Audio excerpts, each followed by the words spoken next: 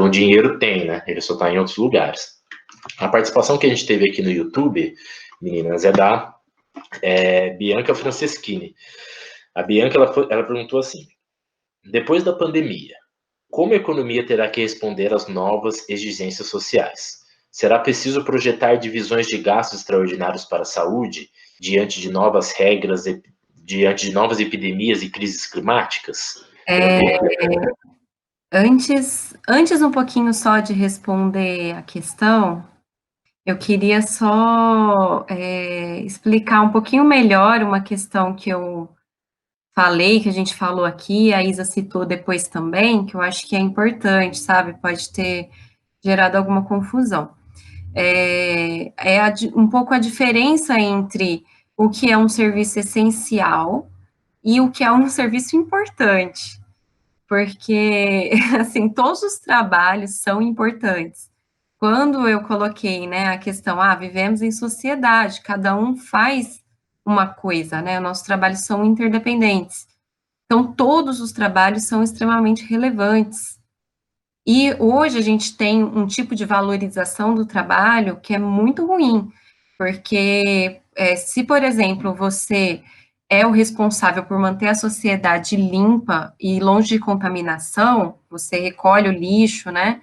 Deveria ter um tratamento melhor e tal, não tem.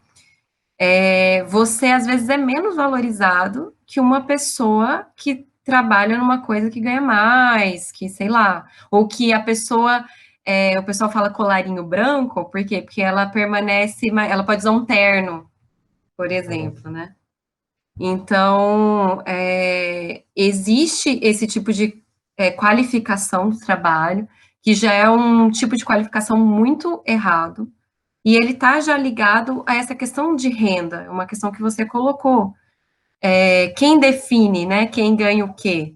Não são os trabalhadores como um todo, numa democracia, e um governo que planifique, que planeja tudo e percebe quais são as necessidades e aloca os recursos e as pessoas para poder satisfazer as necessidades de uma nação. Não é assim que é organizado, né? É organizado em torno de pessoas que em algum momento passaram a ter essas propriedades, e daí é bom, assim, por isso a importância de estudar história, em compreender como é que foi esse processo, né? Mas, por exemplo, um exemplo aqui no Brasil de terras, né? A gente começa no Brasil uma ocupação de um território que já tinha uma parcela de uma população que foi desconsiderada, indígenas, e que, a partir daquilo, o território foi dividido aí em 15 capitanias hereditárias, dado lá para 15 amigos do rei, e que, a partir disso, isso vigorou até 1850, que você tem 1500, o Brasil foi descoberto, entre aspas. Né? Logo após, um pouco depois, você já vai ter essas divisões aí de terra, ocupações, né? As pessoas vêm ocupar as terras que o rei deu para elas. E aí, em 1850, você tem a primeira lei de terras no Brasil. Essa primeira lei vai começar a dizer que quem vai poder ter terra é quem pode comprar. Isso na época de quem podia e que era muito pior ainda, né? O acesso. Hoje você ainda tem alguma mobilidade social maior. Via educação, você às vezes consegue ter uma mobilidade social não tão grande. Quem é herdeiro, quem é bilionário, é muito difícil que você, através do seu trabalho, chegue a ser um bilionário. Ainda mais se você trabalha tanto, recebe para sobreviver, você não consegue fazer o mínimo de poupança, você realmente não vai conseguir. E isso é uma ideologia muito forte, né, na sociedade. De que essas pessoas obtiveram esses bens, essas terras, que é o bem máximo, né, a base, e aí, a partir daí, empresas e tudo mais, através do trabalho delas. Não foi assim que aconteceu. Na história mesmo. Se você pegar a história, você vai perceber que não foi. Então, e essas pessoas, elas também são pessoas que elegem os governantes, ou elas fazem parte do governo, ou o governo ouve elas, porque elas têm dinheiro, elas têm influência. Então, quem decide as coisas, no final das contas, é muito poder econômico, né? E daí, ele valoriza e desvaloriza as coisas de uma forma completamente diferente do verdadeiro valor de todo o trabalho, né? Da importância. Mas quando a gente fala de essencial nesse contexto, a gente está querendo dizer assim, por exemplo, eu ficando dentro de casa, eu tenho que comer. Isso aí não teve como cortar. Mas eu não fui no shopping, não comprei uma blusinha. Então, tipo assim, não é que o vendedor seja um trabalho menor. Ou até eu mesmo citei a empregada doméstica, não, não é um trabalho menor.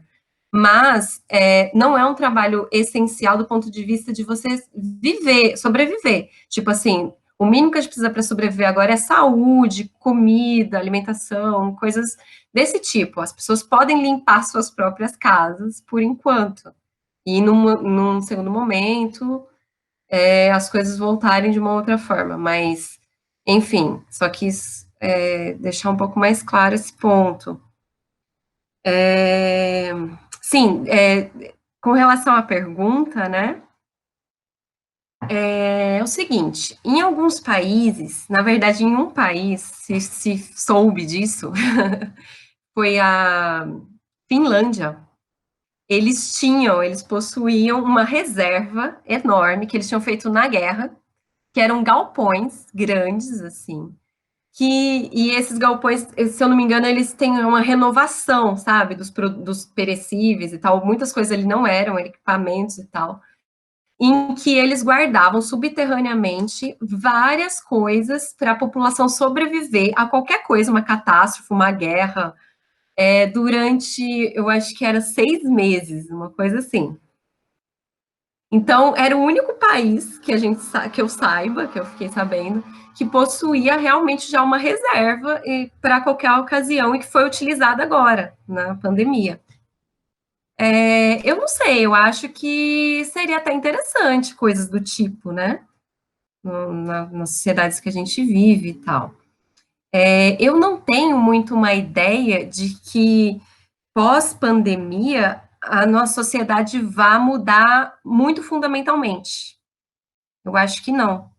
Algumas pessoas dizem, né, mas agora todo mundo viu que as coisas são graves e aí a gente vai mudar a nossa consciência. Eu acho que não vai acontecer isso.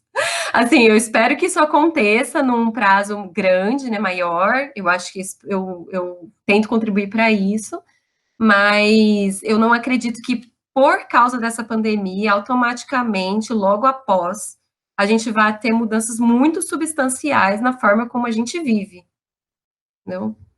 Então, eu não acredito que vá se pensar muito diferente.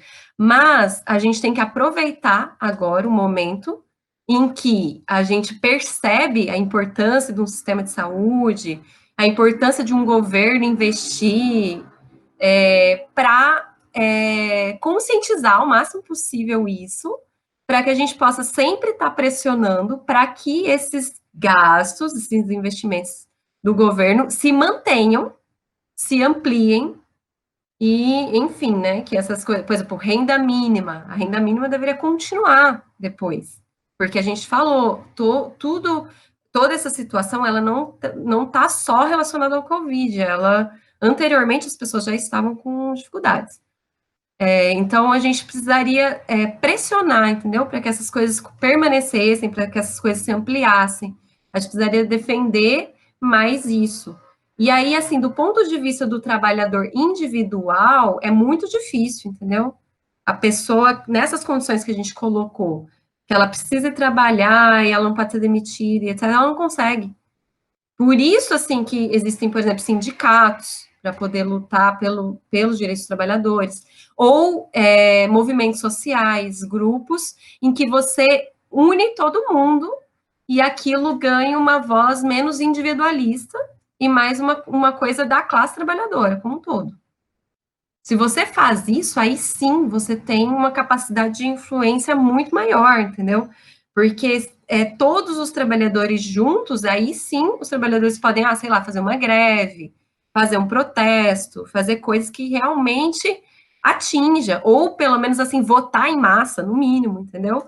Em outro tipo de programa, que não sejam esse tipo de programa, que foi eleito, né? Mas Também as pessoas não sabiam direito, agora estão vendo melhor, então... Você dizendo isso, Keren, eu até penso nessa questão, se nós vamos ter fundos ou não para depois. Eu estive pensando aqui numa coisa interessante que esse novo ministro da Saúde disse, né, o Nelson Teich, de que seria uma loucura agora a gente comprar, por exemplo, tantos respiradores, porque o que a gente vai fazer com esses respiradores depois da pandemia acabar? A gente pensa que isso não chega nem a ser lógico, porque por mais que eles fossem inúteis depois dessa pandemia, eles são úteis agora e representam aí a manutenção de vidas. Né? Depois vem, se não vai usar, vende usado, faz alguma coisa, né? Não devia ser essa, nem do mínimo, a preocupação desse governo. Mas sabemos também que uma das coisas, além de se criar um fundo, alguma coisa, é o fortalecimento dos espaços que realmente protegem a população em momentos de caos. Quem que protegeria a população agora se tivesse bem estruturado? O SUS e o nosso sistema financeiro de garantia de direitos trabalhistas. Se as pessoas hoje não fossem tão informais como esses governos novos, né, dos Estados Unidos, aqui no Brasil, tem acontecido, que pautassem tanto o trabalho pelo trabalho, para manutenções mínimas, para tirar essa responsabilidade do governo, se nós tivéssemos direitos, seguranças trabalhistas representadas aí numa real cobrança de impostos, de acordo com as classes em que as pessoas frequentam e participam também, então a gente precisa fortalecer na sociedade muito mais do que um fundo de dinheiro, mas a gente precisa fortalecer a população para que ela tenha um acesso a uma saúde, e não só uma saúde, porque, por exemplo, qual que é um outro problema do SUS hoje? Não é só o Covid, é que a população pobre precisa lotar o SUS por questões que elas não seriam acometidas se elas tivessem medicina preventiva, se a medicina da família existisse. Se o dinheiro fosse colocado aí, as pessoas acabam indo para o médico, deixando que doenças as acometam, indo para o médico em situação de grande fragilidade, e isso poderia nem ter acontecido. Ela poderia ter se prevenido, se tratado, ter tido segurança alimentar. Você garante direito trabalhista, garante tudo. Garante segurança alimentar, garante acesso à educação, garante acesso à saúde, tudo isso. E eu acho até que já ficou a dica aí, a bola levantada pela Keren, que talvez um próximo bate-papo nosso possa ser aqui com alguém aí da área de ciências sociais, da filosofia, para falar sobre o mundo pós-pandemia, né? Como é que eu também não sou muito otimista, não, em relação às percepções, porque eu acho que as pessoas vão sair muito machucadas desse processo, pela maneira como ele está sendo tocado no país. Principalmente as mais vulneráveis. Né? Acho que as mais vulneráveis vão olhar para si mesmas e vão falar assim, eu só tenho a mim mesmo, né? Porque não tem um governo. E é estranho como a gente pensa, né? A democracia, o poder na mão do povo. Nós temos uma presidência que foi eleita pelo povo, né? E que pautou um auxílio emergencial de R$200 para a população. Né? Algo que mostra que realmente a lógica está numa transferência de soberania que se reflete na população, principalmente por essa animosidade de não saber o que fazer. Então, que a agregação social de valorização do SUS, de valorização de outros espaços, possa, né, pautar aí uma sociedade melhor. A gente estava falando muito dessas questões de para que você trabalha. Né? Você trabalha para fazer o mundo girar. Você não trabalha para ter condições mínimas de vida e dignidade. Isso devia ser um direito de todo mundo. Né? A gente não devia trabalhar para não passar fome, por exemplo. A gente devia não passar fome e trabalhar aí para, né, aquela ideia de que o trabalho dignifica o homem, né? Dignifica porque se ele não trabalhar, ele não é ninguém. Isso não, a lógica não devia ser assim. Devia vir antes a segurança para depois vir um trabalho, e isso garante, inclusive, melhor referência e remuneração no trabalho. O nome do nosso cursinho é Carolina Maria de Jesus, né? E na transmissão no Facebook aqui, a maneira como a comunicação colocou as nossas imagens, a Carolina aparece como se ela estivesse participando dessa live também, embaixo da Isa e do lado da Keren aí. Isso é muito interessante. E quem lê o livro Quarto de Despejo, né, que até durante esse momento de pandemia, muita gente tem falado, citado aquela frase da Carolina, de que os nossos governantes deveriam ser pessoas que passaram fome alguma vez na vida, né? Porque só quem sabe a dor da fome sabe como é que como o povo se sente. A Carolina, ela trabalhava, né, para garantir o sustento diário. Né? A Carolina não guardava dinheiro, não planejava. Os planejamentos da Carolina era preciso comprar um sapato para minha filha, né, para Vera, porque o sapato dela estragou e aí ela guarda um pouquinho na verdade, ela não guarda, né? Ela consome menos, porque o que ela ganha, ela gasta consumindo, né? Comendo, comprando alguma coisa para a família comer. Então, ela consome menos para poder transferir. É isso que acontece com a gente, né? A gente não tem capacidade de guardar, a gente tem capacidade de viver com menos seguridade, para aí sim dizer que a gente está guardando dinheiro, mas o dinheiro devia estar indo em outro lugar. E a Carolina, por exemplo, quando ficava doente e não trabalhava, não comia. E aí ficava mais doente e demorava mais para sarar. Isso é muito louco, porque é uma metáfora com essa pandemia muito doida. Se a gente conseguir garantir, você quando está doente, você não pega uma licença e fica em casa, se você for trabalhar todo dia, você vai demorar mais para sarar e você pode contaminar os seus colegas de trabalho. Nesse momento de pandemia, se a gente conseguisse garantir que todo mundo ficasse em casa para sarar a sociedade, a gente voltaria mais rápido e seria menos tempo de causa econômico. Né? Então a Carolina, e inclusive isso afeta toda a família, porque quando a Carolina não trabalhava, a Carolina não trazia o dinheiro para casa, os filhos comiam comida do lixo.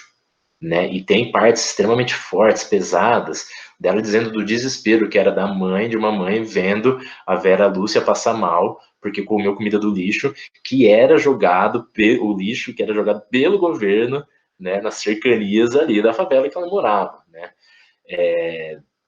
E é interessante porque a Vera Lúcia acompanha as nossas publicações no cursinho, filha da Carolina, e aí a Isabela, que é mãe também, né, queria trazer um pouco dessa perspectiva aqui para a gente, né? Porque, por exemplo, existem percepções que são tão contraditórias, né? Então a gente percebe que as mulheres elas têm tantas faltas de proteção trabalhistas em relação à geração de renda. A Carolina era mãe solo. Se ela não trabalhava, os seus 3 filhos não comiam, né? E os filhos, as crianças, as novas gerações são o futuro da sociedade, né? Então aí a sociedade já está dizendo muito bem o que espera dessas pessoas. Então a gente vive uma sociedade de desigualdade social muito grande que nessa pandemia cresceu daquela maneira. Muito mais do que famílias passando dificuldade, a gente tem uma quantidade muito grande aí de mães solos, né, em que não conseguem mais ter com quem deixar seus filhos, porque normalmente são com membros mais idosos da família, né, os avós, né, e tem tido esse impedimento nesse momento, e se sentem mais angustiadas, né, por ter que alimentar os seus filhos e todas as suas coisas acontecendo ao mesmo tempo. Aí é interessante porque, né, inclusive esse governo pautou que não, que, né, as mulheres também são valorizadas, né, apesar de só ter 3 ministras lá, né, as 3 ministras valem por 18 homens, né, segundo o presidente, né, que não precisa, que é por mérito, mas olha, aqui tem, as mulheres ganham menos, trabalham mais, jornada dupla, né, todas essas lógicas, e aí um governo que nega isso, quando cria o auxílio emergencial, né, aprova uma pauta que não foi dele, isso é bem bom deixar claro, aprova a pauta de que mães solos podem ganhar aí até, né, dobrar o auxílio emergencial de 600 para 1.200, né? Então, ao mesmo tempo, essa assume esse déficit da população, diz que ele existe, apesar de antes ter dito que não, porque se fosse não, se para a mulher é igual o que está para o homem, então não dá dinheiro a mais para mãe solo, né? Então, levanta-se tudo, né? A gente tem, por exemplo, faz parte de coletivos negros, e quem mais morre nisso é a população negra, né? Que já era desatendida antes, né? Já tinha comorbidades antes devido à falta de atendimento básico e hoje morre muito. Então, eu queria trazer um pouco aí para essa lógica de seguranças que não existiam antes, de ver um pouco como que a Isa se sente nesse sentido, e aí, o quão difícil que é dentro dessa sociedade quando você vai, né, estratificando as desigualdades sociais dentro dos trabalhadores, das trabalhadoras mulheres, e tem camponeses, e tem negros, né, tem tanta coisa acontecendo ao mesmo tempo. E isso é mais uma das questões que está sendo muito explicitada nesse período de quarentena, né. A questão das crianças em casa, né, e das mães. Meu companheiro, por exemplo, teria direito a apenas 5 dias de licença paternidade, o que é um absurdo, porque ele acabou tendo uma licença, que na verdade não, que ele está trabalhando em home office, mas ele consegue agora ficar aqui na casa comigo, cuidando do bebê recém-nascido, e ele tá vendo o quanto que isso deveria ser uma pauta fundamental, assim, uma licença paternidade, inclusive de 1 ano, 2 anos. Tem alguns países que dão, o governo paga para os pais, né, os dois, o pai e a mãe, ficarem 2 anos, por exemplo, né, em alguns países. Então, isso está sendo muito escancarado por essa questão, primeiro para as classes mais classe média e tal, a questão do home office tá trazendo à tona esse serviço que ele é invisível e que ele é performado majoritariamente por mulheres, e quando não por mulheres, que são as mulheres as mães propriamente, mas elas pagam outras mulheres, né. Geralmente daí mulheres mais marginalizadas, pretas e periféricas para fazerem um serviço que ele é considerado inferior na nossa sociedade, né. E muitas vezes ele não entra na contagem do PIB, que a gente fala, por diversas questões. Por exemplo, eu cuidando do meu filho em casa, isso não é visto como parte do PIB, porque eu não estou sendo paga por esse serviço, né. Então, assim, uma coisa que é melhor, tanto para mim quanto para o meu filho, que é eu cuidar dele, deprime o PIB, não entra na conta. Agora, se eu, por exemplo, trabalho, vou lá, me mato de trabalhar e pago outra pessoa, isso entra no PIB 2 vezes, né, porque eu vou estar recebendo um salário e eu vou estar pagando outra pessoa para cuidar do meu filho.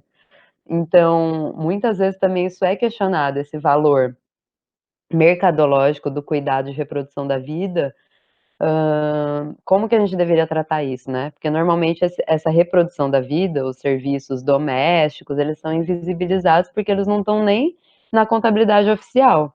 Ou eles são serviços informais, ou eles estão fora mesmo eles não são trabalho, né? Eles não são vistos como trabalho dentro da sociedade capitalista, mas eles são os serviços mais fundamentais. Então, tudo isso, como tu disse, né? Ele não pode eles nem poderiam deixar passar isso, então acabaram dando um auxílio emergencial duplo para as mães solo, e eu acho que isso se reflete em todos os serviços de reprodução da vida, porque, por exemplo, esses são os serviços essenciais, né, cuidar das crianças, fazer comida, plantar, recolher o lixo, né, os lixeiros, tem vários serviços essenciais que eles são totalmente marginalizados na nossa sociedade, enquanto que serviços que, na verdade, não são serviços essenciais para a reprodução da vida, como um economista, um advogado, esses são serviços que ganham bem na nossa sociedade, né. Mas você vê em um contexto de pandemia que, na verdade, o que que é essencial? É um agricultor, é um gari, né, uma uma cozinheira, uma babá, uma mãe, um pai, tipo, então isso é uma outra questão bem de quebra de paradigma que a gente poderia discutir para depois de tudo isso, né. Essa divisão entre trabalho intelectual e trabalho manual, que o capitalismo produziu, né. O trabalho manual, ele é o que ganha menos, ele é o marginalizado, e o trabalho intelectual, ele é visto como superior e ele ganha mais.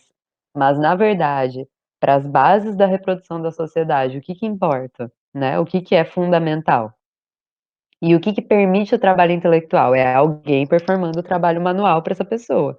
É alguém tirando o lixo dela, é alguém cuidando do filho dela. Aí a pessoa, vista como superior, pode performar o trabalho intelectual dela e ganhar mais. Então tudo isso, permite, hã, ser pontos para questionamento a partir de agora, mas eu também concordo com a Kelly, eu sou um pouco pessimista que, assim, isso existe uma brecha para a gente começar a discutir isso, mas na verdade, sem um caldo de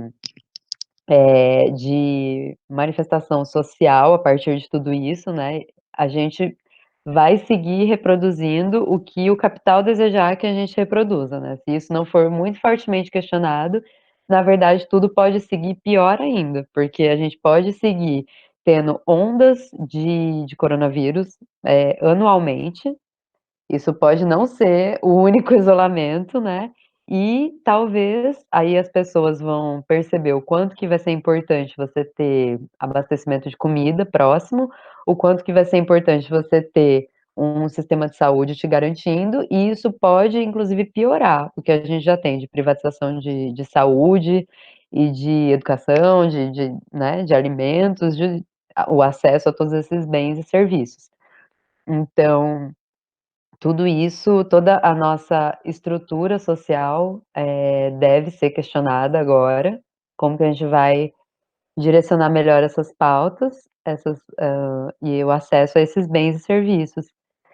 E essa questão que eu tinha dito anteriormente, que eu acho que conecta tudo, da natureza do dinheiro, isso é uma questão central, que está sendo pauta em todos os países, foi pauta central na pré-candidatura do Bernie Sanders, né, para o Partido Democrata, por exemplo.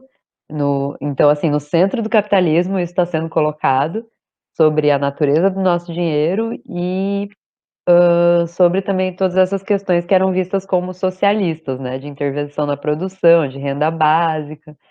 E eu acho que é também uma questão de soberania, como tu disse, porque, por exemplo, alguns governos, na verdade, todos os governos, eles usam essa coisa da criação do dinheiro, do keynesianismo que a gente fala, né, de você imprimir moeda e jogar na economia, mas eles usam sempre numa questão que não questiona essa soberania do trabalhador, né? Então, você pode usar isso, melhorando, por exemplo, a desigualdade. Então, você pode fazer investimentos em infraestrutura, em áreas estratégicas, e, ao mesmo tempo, taxando grandes fortunas, por exemplo. Você pode, então, fazer uma reforma tributária progressiva, ao mesmo tempo que invista em áreas sociais, mas você também pode, como o Bolsonaro, né, espertamente já está planejando para depois, você pode, por exemplo, não bancar o isolamento agora, ficar dizendo que isso é uma gripezinha, ficar dizendo que isso é picuinha dos governadores, mas para depois ele já está com o plano dele, que é o plano pró-Brasil, né? Inclusive, a revelia do Paulo Guedes, ele já está bolando o keynesianismo de guerra dele para depois. Muito provavelmente para melhorar os indicadores econômicos que vão sair depois dessa pandemia. Então, agora ele não está fazendo nada que ele deveria fazer para manter as pessoas em quarentena, mas talvez depois ele vai fazer algumas medidas aí de intervir pesadamente em investimentos públicos, mas isso não necessariamente, isso assim, é uma condição necessária, mas não é suficiente, entendeu? Ele pode fazer investimentos públicos que não diminuam a desigualdade, que não se revertam para áreas sociais, ele pode fazer, assim, grandes estradas, ele pode botar os militares para fazer alguma demagogia ali de grandes obras públicas, né? E isso pode se reverter em aumento de PIB, mas não necessariamente em melhoria das condições sociais. Então, a gente também tem que aliar essa soberania que tu disse com esse conhecimento da natureza do dinheiro para poder cobrar coisas efetivas para a população mais marginalizada. Legal, Isa. Com essa sua fala aí, eu pensei, tem um rapper de Bauru, chama o Coruja, que ele tem uma frase engraçada, numa das músicas dele, ele pergunta assim, né, quebra a perna do Messi para ver se ele joga bem, né, que essa é uma lógica muito boa, porque todo mundo tem perna, mas o Messi é genial por outras questões para além da perna dele, só que se ele não tiver, porque não é, se pôr uma bola no meu pé, eu não vou fazer nem 2% do que ele faz, né? Óbvio que teve um desenvolvimento, um investimento aí que deve ser considerado, mas existe uma genialidade porque outras pessoas, né, não, mesmo com desenvolvimento e investimento, talvez não chegassem a níveis assim. Mas ele depende de uma coisa que todo mundo tem, né? Isso que é a perna. E é bem essa lógica que você falou aí do trabalho intelectual, da desvalorização de outros trabalhos. Desvalorização, né, nosso cursinho é freiriano, então desvalorização que vem, inclusive, em tentar dizer para a população que ela é desvalorizada, e isso é contextual. Então você vai, a escola pública é feia, é maltratada, os professores são mal pagos, o hospital está sempre lotado, você está com uma gripe, você espera 2, 3 horas para ser atendido. Isso é uma maneira de dizer assim, você não vale a pena, né? Como que as coisas seguem.